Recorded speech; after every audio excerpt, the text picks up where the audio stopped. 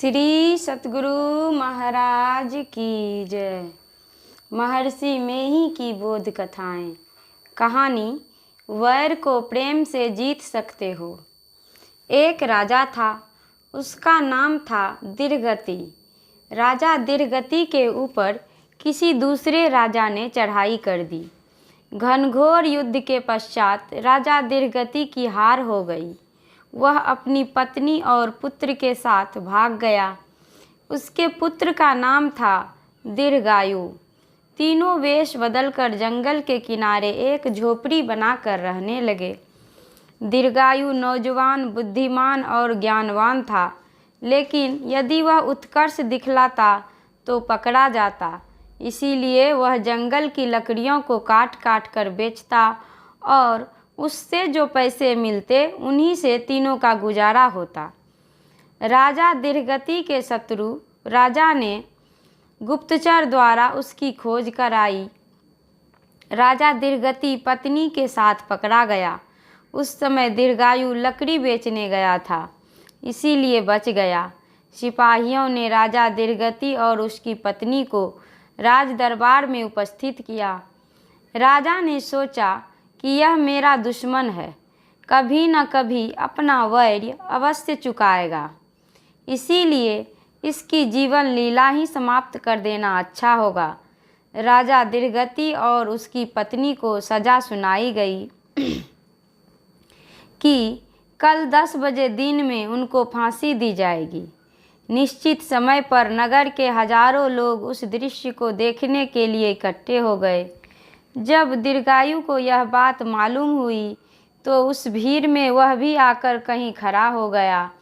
फांसी पर लटकाए जाने के पहले राजा दीर्घगति ने कहा, बेटा, यदि तुम कहीं हो तो सुनो, जल्दी मत करना, देर तक मत रखना।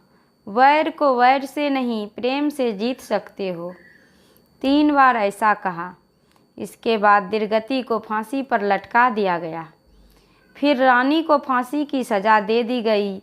बेचारा दीर्घायु करे भी तो क्या करे, उसका राजपाट और धन दौलत तो चली ही गई थी।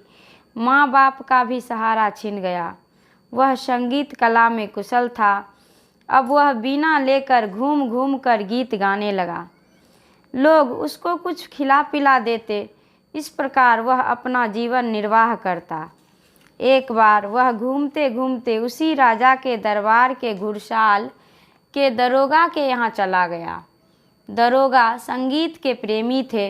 उसके गाने को सुनकर वह बहुत प्रसन्न हुए और बोले, तुम इधर उधर कहाँ भटकते हो, यहीं मेरे पास रहो। जब जब मैं गाना गाने कहूँ तब तब मुझे सुनाया करना। दीर्घायु वहीं रहने लगा। वह खाता पीता और गाना सुनाता।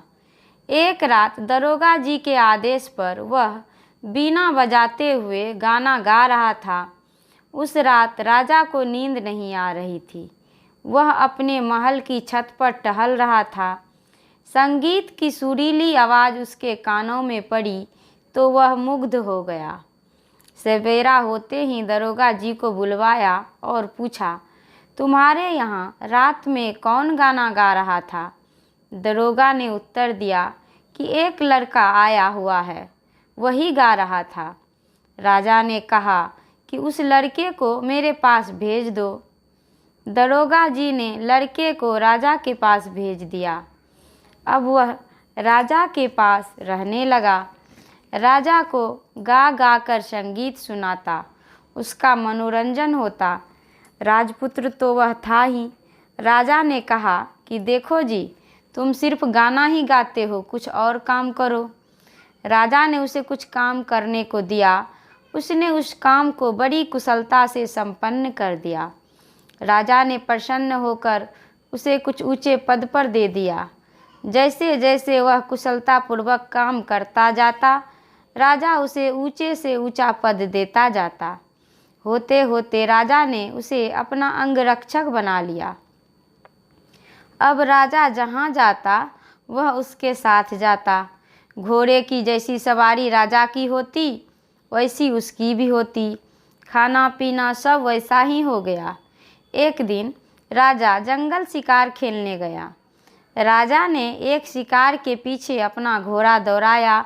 दीर्घायु भी उसके साथ था। जाते जाते दोनों घनघोर जंगल में पहुंच गए। राजा बूढ़ा हो गया था। उसने दीर्घायु से कहा कि मैं बहुत थक गया हूँ, थोड़ी देर के बाद घर लौटूंगा। दीर्घायु ने कहा कि यहाँ तो आराम करने का कोई साधन नहीं है। खैर, आप मेरी जांघ पर सिर रखकर सो जाइए। राजा उसकी जांघ पर सिर रखकर सो जाता है। अब दीर्घायु मन ही मन राजा के संबंध में सोचने लगता है कि यही है जिसने मेरा राजपाट, धन दौलत सब हरण कर लिया है, मेरे माँ बाप का वध किया है, स्त्री हत्या के पाप से भी नहीं डरा है। मुझे दर दर का भिखारी बनाने वाला यही है। यहाँ जंगल में कौन देखने वाला है, यहीं इसका काम तमाम कर देना ठीक है। वह राजा के सिर के बालों को मुट्ठी में जकड़ कर पकड़ता है और म्यान से तलवार खींचकर उसका गला काटना चाहता है। इतने में उसको अपने पिता का उपदेश याद आया। जल्दी मत करना, देर तक मत रखना, वैर को वैर से नहीं प्रेम से जीत सकते हो। पिता का यह उपदेश याद आने पर उसका विचार बदल जाता है।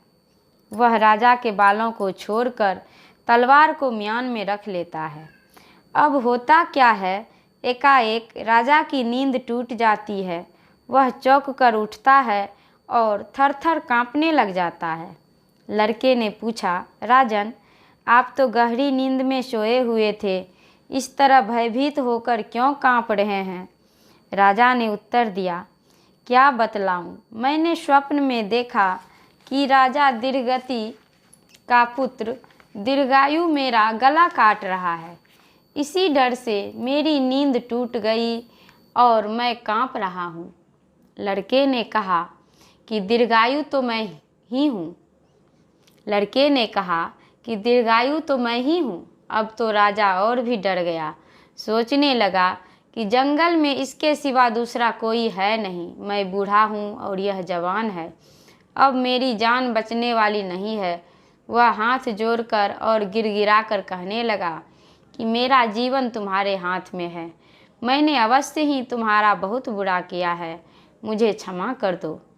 दीर्घायु ने कहा कि राजन, आप मेरे पिता तुल्य हैं, मैं तो आपको क्षमा कर दूंगा, लेकिन आप भी मुझे क्षमा करें। अभी तक तो आप नहीं जानते थे कि मैं आपका दुश्मन हूँ, पर अब तो जान गए। यहाँ से महल लौटने पर आप लोगों को बतलाएंगे कि यह मेरा दुश्मन है और मुझे आप मरवा डालेंगे। राजा ने सत्य प्रतिज्ञा की कि ऐसा नहीं होगा। दीर्घायु ने क्षमा कर दिया।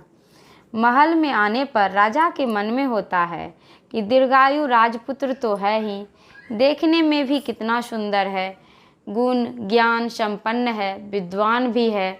मेरी पुत्री सयानी हो गई है, क्यों न इसी के साथ इसका विवाह कर दिया जाए। राजा अपनी पुत्री के साथ उसका विवाह कर देता है और उसका राज्य उसे दहेज में लौटा देता है। एक दिन राजा ने दीर्घायु से पूछा कि तुम्हारे पिता ने अंतिम समय में तुमसे क्या कहा था, उसका क्या अर्थ है? उसने उत्तर दिया कि राजन, मेरे पिताजी के उपदेश ने ही आपकी रक्षा की है। उन्होंने कहा था कि जल्दी नहीं करना, इसीलिए मैंने तलवार को म्यान में रख लिया था। कहा था कि देर तक मत रखना और वैर को वैर से नहीं प्रेम से जीत सकते हो। इसीलिए मैंने वैर को भुला दिया, आपसे बदला लेने का विचार त्याग दिया। अगर मैंने पिताजी का आज्ञा का पालन नहीं किया होता तो आज दर दर का भिखारी बना रहता। उनकी आज्ञा सिरोधार्य कर लेने के कारण ही आपसे मित्रता हुई, आपकी पुत्री से विवाह हुआ और खोया हुआ राज्य भी मुझे मिल गया। श्री सतगुरु महाराज की जय। यह कहानी सुनी हुई कथा के आधार पर कही गई है। श्री सतगुरु महाराज की जय।